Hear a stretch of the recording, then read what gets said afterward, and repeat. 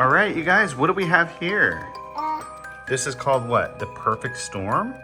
Perfect Storm 2.0. Yeah. Hey, yeah, it's got a little clown on there. I don't know what that means.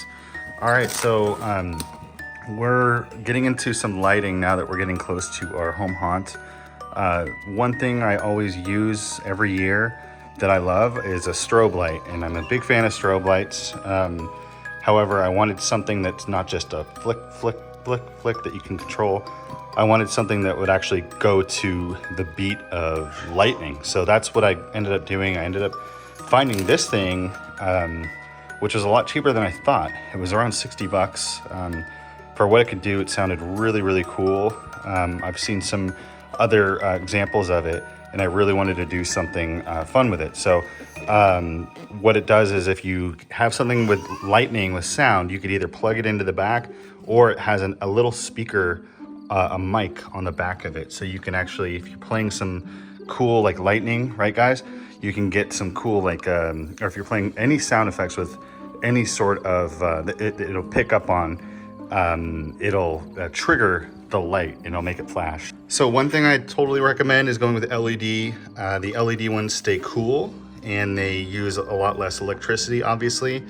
Again, this one, yeah, this is 50 watts, equivalent to about 500 watts.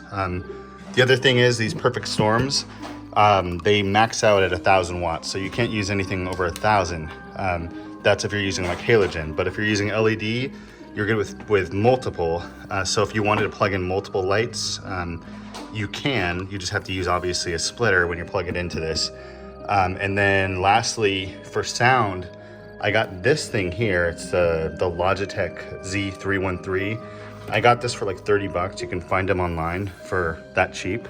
And it comes with a subwoofer and 2 speakers. So this will go in the haunt, and I really recommend getting one with a sub, because if you're gonna have lightning strike, you're gonna wanna have that rumble in your haunt. So all in all, this was about 60, about 30, about another 30. So really not that expensive to get this really cool effect for your haunt, and I highly recommend it. So I'm gonna need my kids' help. We're gonna unbox this and take a look. All right, whoa, okay. Let's see it, let's go ahead and pull that out. Let's look at the contents. All right, keep pulling that out of the box. Let's see. So there we have it, the Perfect Storm 2.0. I'm not familiar with a 1.0. I'd imagine it's similar, but probably this has some upgrades. All right, so we got some instructions here, really basic. Plug it into anything that's 15 amp, 120 volt, that's a standard outlet. And it says do not exceed more than 1,000 watts. Again, if you do that, it will cause damage, the unit will stop working, and then we'll be in some trouble. So always follow the instructions, and remember you could also use an MP3 player, your smartphone, etc. When we test it, I'll go ahead and get the smartphone going and we'll take a look. Here's the CD. Again, if you're old school, I'm sure you could extract the files off of there, but that has lightning and thunder, has the sound effects and whatnot. And then what else do we got? We got to take the unit out of here. Let's see. So this is what it looks like. You want to do me the honor and pull the plastic off there?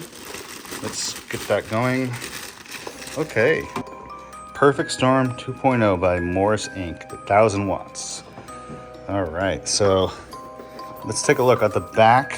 What we have here is the on-off switch, sensitivity, the input for audio, and then that little mic. So this is super awesome that it has a sensitivity button. So depending on how loud your thunder gets, you can control the sensitivity that this picks up and how much the light that gets spit out. So again, we got that light, Amazon, 30 bucks, 500 watt equivalent. So that should be perfectly fine for the 1,000 watt equivalency, or for the limit for 1,000 watts.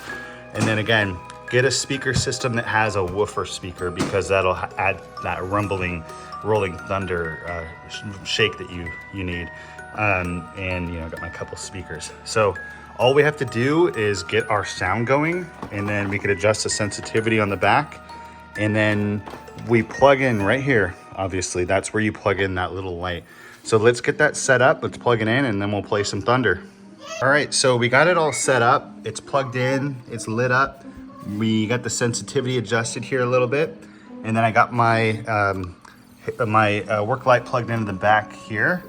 So this is gonna pick up the sound effects from the iPad here. So we're gonna go ahead and play some thunder. So go ahead and hit play. Let's see. And as it plays, should pick up the sensitivity. Let's go ahead and adjust it a little bit. So there it goes. There it goes. So we got our little thunder and lightning storm playing here. And as you can see, it's kind of going randomly. It's also picking up to my voice. So that's the sensitivity part to it.